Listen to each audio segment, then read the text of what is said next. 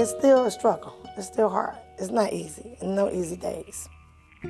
If we know about you, we're going to reach out to you. But if you're hearing this and you know of a family and help, bring them up here.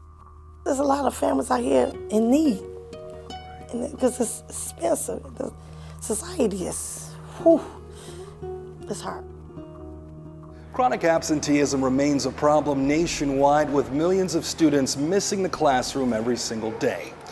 That's a problem right here in Detroit, and if it's anyone who knows that specifically, it's our own Kimberly Gill. Hey, Victor. Hey, so I understand that you did a piece on this before with Solutionaries. I did. We did a big town hall. The Detroit Public Schools District wanted to get information out to the community about what an epidemic this problem is with chronic absenteeism. And I thought, what better way than for us as a television station to partner with the school district and stream this information live for our viewers. So we ended up doing this town hall live on clickondetroit.com as well as Local 4+, and it was a great resource for the community. There we go. And so from what we understand, that resource center is also expanding, but we'll get to that later. I understand that you also spoke to a woman who's struggling, unfortunately. I did. You're talking about Janetta Burnett, and she is a retired grandmother of 5 grandchildren. Being on a fixed income, she didn't know how she was going to get those children to different schools in the community. And so this resource center came to her aid and has really helped her and other people in the community who have similar problems, because maybe you don't realize that sometimes it's the little things that hold children back from going to school. If they don't have school uniforms, if they don't have a ride, and this resource center really helps with that. And it's growing. That's right. Yeah. And so here's a little bit more on Janetta's story. Unfortunately, she's still having a difficult time.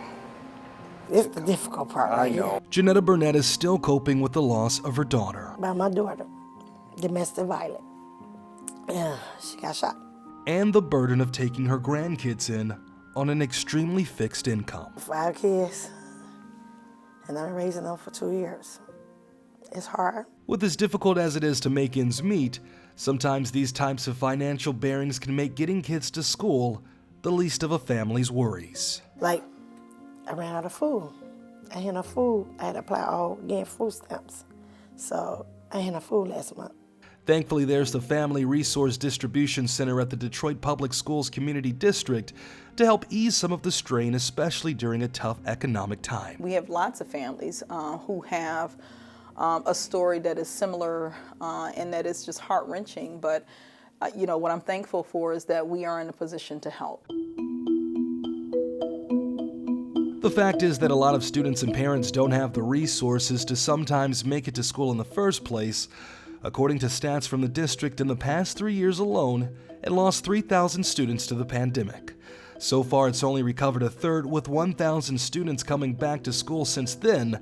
DPSCD is now trying to change that by taking a different approach, being more than just a school system. Poverty is a big impediment to young people being in school, and I think not only do you not have the physical things that you need, but then you lack the motivation if you don't have the food resources. You know, a lot of times, you know, you're exhausted emotionally, and so it drains your energy. You don't even want to get up, or you feel ashamed.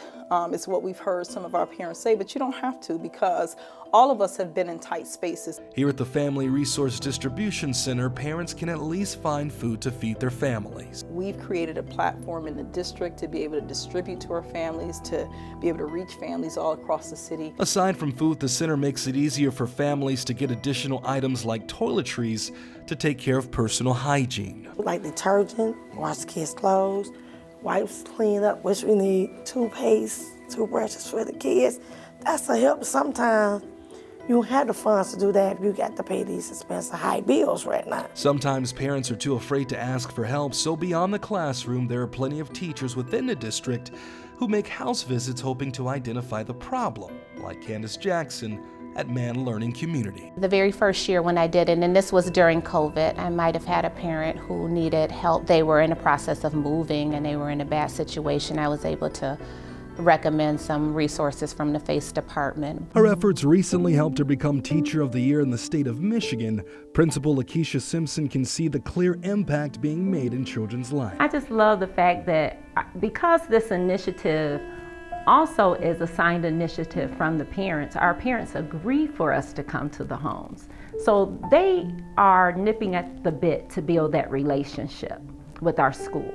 Part of the solution with all of this is making sure families have what they need to at least make it out the door. When we think about our chronic absenteeism at the K through 5 level, we usually have to make sure the parents have those resources, because we know that our little ones are not necessarily the ones that are getting up, coming to school each day. They have the help of their parents to get them here every day. That's why the Family Resource Distribution Center is growing into 4 more locations. We're in the process now of stocking them with basic needs, toiletries, household items to help wash clothes. But what if you're watching and you want to help? You can always volunteer like Mark Eichler. There shouldn't be a need for food banks, but hey, you know what? Glad they have them here, so many of them. Been a good thing to help out. And if that doesn't work, you can always donate. If you can't do any of those things, you can buy some soap or some tissue or toiletries or whatever your children need when they get up to go to school every single morning.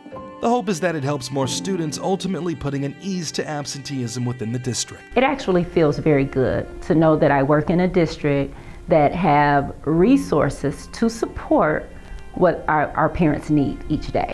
However, it can still be an extremely hard time for families in other areas. It's still a struggle. It's still hard. It's not easy, and no easy days. If we know about you, we're going to reach out to you.